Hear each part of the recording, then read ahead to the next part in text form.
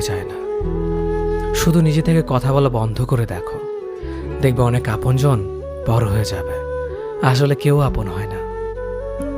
যারা তোমার ক্ষতি চায় তাদের আঘাত করবে না, তাদের সামনে একটু হাসি মুখে বাঁচবে। দেখবে তুমি আঘাত করলে যা কষ্ট পেত, ওরা তার থেকেও বেশি কষ্ট পাবে। যত মিশবে ততই মানুষ চিনবে, অভিনয় যে কত প্রকার হয় তা বুঝতে পারবে। সবাইকে তোমার সত্যতা জানানোর দরকার নেই, যে যা ভাবে তা নিয়ে সমালোচনা করতে দাও। বেঈমান মানুষগুলো কখনো অপরিচিত মানুষ হয় না, খুব কাছের মানুষগুলোই বেঈমান হয়।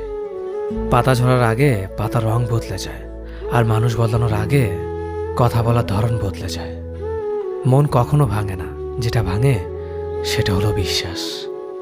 কেউ যদি তোমার সাথে কথা বলা বন্ধ করে দেয়, তাহলে বুঝে নিও তোমার পিছনে তারা তোমার নিন্দা করা শুরু করে দিয়েছে।